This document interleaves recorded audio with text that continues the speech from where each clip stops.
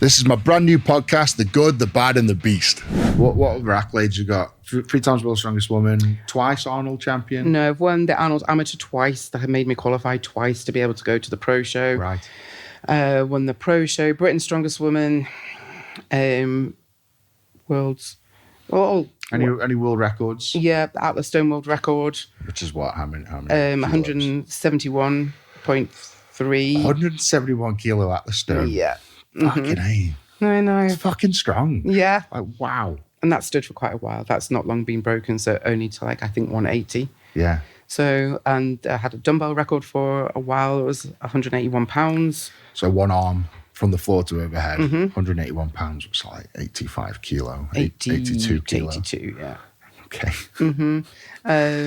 And bits and pieces in between, but those are the main ones. I've always loved Atlas Stones. I think they should always be a feature of Strongman. Yeah, no, 100%. And the records were, say, from like the 130, and just as like pictures of those, as the years have progressed as to where it would be. So nobody thought that you'd be lifting. It was the same size as the ones that the guys would have lifted, 171. Yeah. So yeah, I'm really happy with that. It was big, yeah. It's making my back quiver thinking about doing those kind of weights right now. It makes mine quiver thinking that it was something that I actually could lift, because like right now I'm like, well, not a chance. Not a chance. Yeah, I mean, I'm sure everyone sort of watching, listening in will have gone to the gym at some point in their life, if not currently, and just go to the dumbbell section and pick up the biggest dumbbell. And the biggest dumbbell there will probably be at most sort of 50 kilo, usually 50 kilo, isn't 50 it, in the commercial gym? Commercial gym, yeah. You went to a good gym, maybe 60, and then obviously the elite gyms, you might get 80 kilo, maybe 100 kilo dumbbells. So you did 82 kilo dumbbell from the floor with one hand, from the floor to your shoulder, and pressed it above your head. Yeah, well, two-hand clean and then one-handed press, yeah. Yeah, that's insane. That's insane. So all the men and women out there, just go to the gym and pick the heaviest dumbbell up and see if you can get it above your head. Yeah. That's pretty, when you actually write it down like that, it's pretty amazing. Mm-hmm. What's going on in September? You mentioned September. That's another dumbbell record that I won. So I did that when I was a bigger human, that record, and I would like to... a bigger human. When you were 120 kilos? No, it wouldn't have been quite that, but when I was a bigger human. So I would like to set the British, it would be a British record, I think 82 kilo, and I want between 80 and 85. Okay. One arm, yeah. So dumbbell press. And because you've dropped down in the weight categories now, haven't you? So what are you now, 82 and under? I'm going to weigh in at 82, and I want my own body weight and a little bit more above. I'm just thinking in my head, so it's like 50% more is what you used to weigh. So another 40 kilo on top. So yeah, I'm going to that's what I would like to do. So you're going to do the same weight, but at 40 kilo less? Yes. Ish. Wow. And that's at Scotland's Strongest Man. I'm going to go and do that. So at the Giants Live? At the Giants Live, yeah. Okay. Glasgow, yeah. Yeah, Glasgow, yeah. And the first event that I won in a competition in Ayrshire at that first ever comp was the dumbbell. So it's nice to go back to Scotland, full circle, more than a decade later, and I want to have a new record with it. Fair enough. I mean, you've had a hell of a career. I've been very fortunate, yeah. Very fortunate. No. That's not the right word. It's you've hard, through sheer hard work and determination. Yeah. You've achieved all this, and it's incredible. Thank you. Incredible. So 2012, what are we now? 2025. So a 13-year career. You've achieved a hell of a lot, and you still want to carry on competing. Yeah, I want to pick things that I would like to do, really, because there's obviously the pathways for all different things. I competed all year at 82, and I did the Englands. You have to follow the pathways. So I had to do the England qualifier and do the Brits, which I won, and then Giants Live. I always get invited to that, so that's really a fun show to be a part of. We've got really, really good strength athletes in the UK. Yeah. Lucy's the world record deadlift holder. Becca's world's strongest woman, the same as me, 3 times. So Lucy Underdown? Yeah, Lucy Underdown. Lucy Underdown. What's the world record deadlift for I think it's 325. 325 kilo. Yeah. Fucking hell. all these weights that you're talking about are like, wow, Jesus. And she didn't wear a suit. Wow, so that was raw. Is she working on a suit now, or? No, I don't. There's nobody near picking that record, so I don't think she really needs to. Well, I think she should get a suit and just carry it on. Why not? Like, Jesus. 325 kilo. That's depends insane. what the opportunities arise. It's one of those things, isn't it? What was your max deadlift? Oh, my deadlift's not anywhere near that. I was really happy to pull 250 on a deadlift ladder at Giants Live last week. It wouldn't have been much more than that. I've never had to have to do it. But now the time has passed and I'm happy with whatever I get. What would you say your max was? 280? No, probably only like 270. I would have thought off the floor. But then we wouldn't have been allowed to wear suits or anything like that. So I would maybe even say 260. But who knows? I would like 260 again. But 6 plates aside for all the gym goers. We'd like side quests, but right now I've done my yearly quests. I remember, Donna, a conversation with you years ago when we were talking about work. And I think you said like a manager or someone higher up than you had you in one day. And because you were like putting all your energy elsewhere and maybe asking for too much time off, they asked you to sign a form to sort of say that this is your full-time job and that Strongman is not. Is that true? Yeah, that's true. And a little bit more context to it. I think I'd maybe hurt my leg or something, but wasn't like a serious thing, but it was just that I couldn't drive my car to go and see the people that I was meant to be looking after, and I maybe wouldn't have been able to help them as effectively as possible. So it's kind of just like being sick. However, I did it either in the gym or competing. I can't remember at the time. And yeah, I had to go and sign a form that said that my hobby can't be more important than my job, essentially. So my God, I can see it from both sides because I do have that kind of like awareness, but at the same time I was absolutely furious on the inside. No, that's fucking atrocious. That's atrocious to say. This is like your passion, something that you're absolutely obsessed with, and then someone wants you to sign a form to say that's not important and this job is. Yeah, and I was doing well at the time. The trajectory was good. So, I was sort of riding the waves kind of thing. So, yeah, I was upset that they'd taken that view that I needed to sign a form about it. Was this like a they or was it a person? I'm not even sure if it was the actual policy at the time. I just remember that I was really annoyed that I had to sign a form to say whether it's to do with sick pay or time off or whatever. Like, don't pay me, whatever. Yeah, and you were a carer for the NHS, right? That wasn't the NHS. It was the local council actually at the time. Right, well, but it was a long time ago. So local council, fuck you, you twats. Just on Donna's behalf, go and fuck yourself, you fuckers. I think the person may have got told off a little bit for that, but I don't know for definite. Well, definitely. I think, as I say, these things are so sensitive, and it's these little pathways that can completely change the trajectory in which you take. Like, for instance, if you would have signed that form and then maybe you'd have gone like, shit, I don't want to lose my job and not done Strongwoman anymore, you wouldn't have done any more of the successes. I mean, I signed the form and I was like, okay, whatever. You just did it to please. Yeah, I signed the form, but realistically, what can you do? This is what I want to do. Yeah, I'm still going to do my job as effectively. Sadly, I did maybe have to have a couple of days off because I'd hurt my leg, but you could hurt your leg walking up the stairs. You could be in a car accident. You could trip over outside, but don't. It's because it's something that I choose to do outside of my work time. It seemed that it was a problem. Like, you'd fall down the stairs at home and be off work, couldn't you? When you say, sign a form to say you're not walking down the stairs at home anymore. No, you're not, are you? So... No, I get it. Yeah. I get it. Horrendous to hear that, though.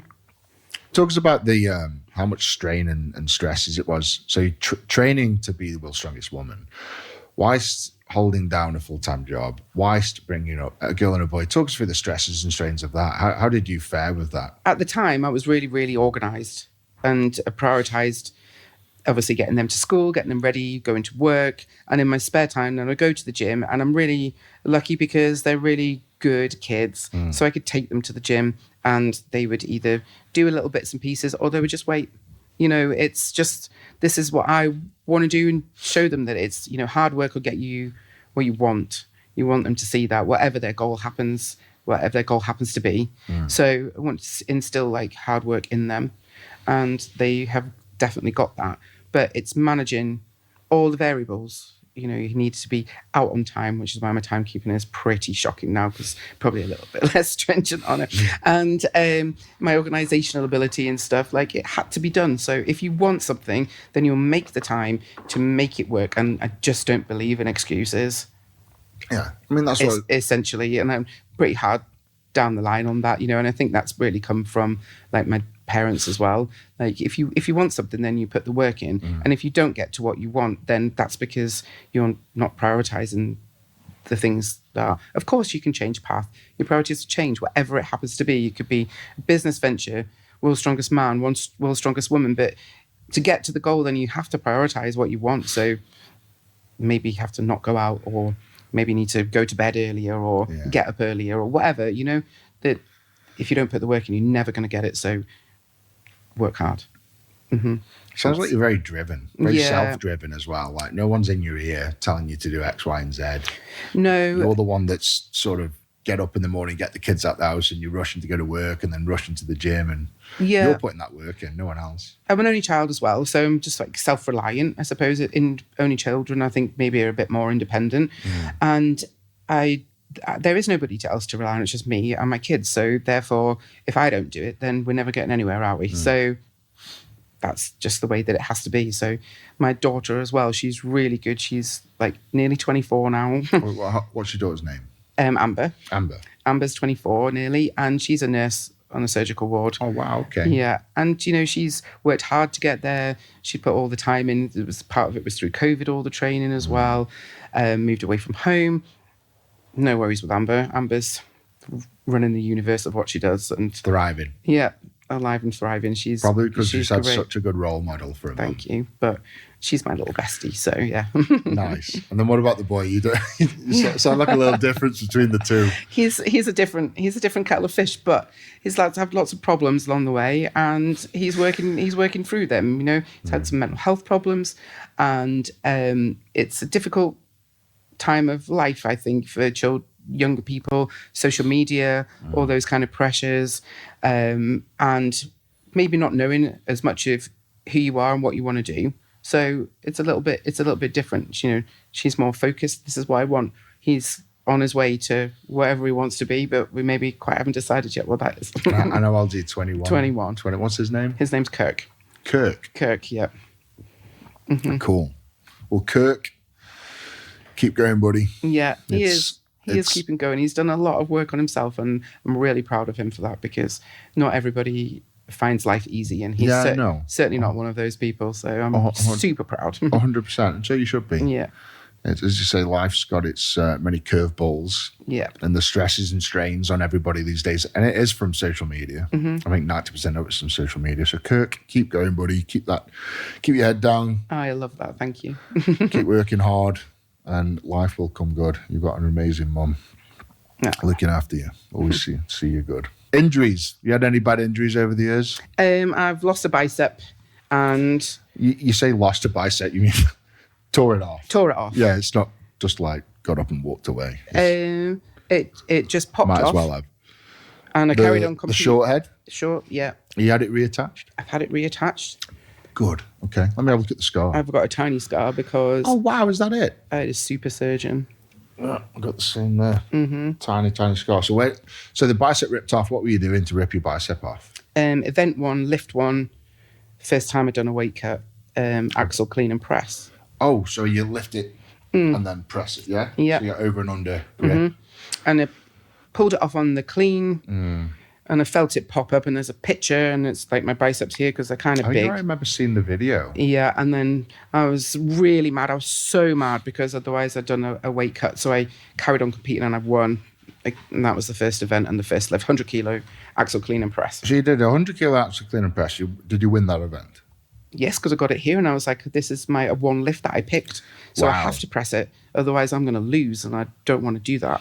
So you pressed that with a tall bicep. That's incredible. And then you went on to win the entire show. And then did 4 other events, including Atlas Stones after it, yeah. That's badass, Donna. Yeah. Because the biceps are a hell of an injury. It's like, because I've done it, and it's not so much painful at the time, but it's all the spasming and all the stuff going on, like your other bicep will be in spasm, your tricep will be in spasm, your forehand, your grip, everything on that side would be going nuts because it's trying to adapt. Yeah. So talk us through that.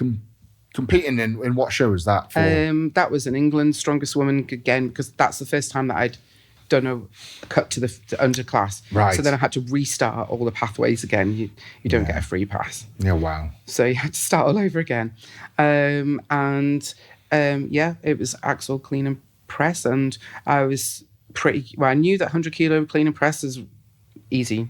I wasn't bothered, so I picked that as my like one lift and my opening lift as well. That was going to be the one lift and win it all. And it would have been more than everybody else's. Yeah. So I was like confident I'd only need to do one lift, and then I cleaned it like I never cleaned anything before, and it just literally just popped off and rolled into my shoulder. But because I committed to that one lift and I would have zeroed that event, I just pressed it.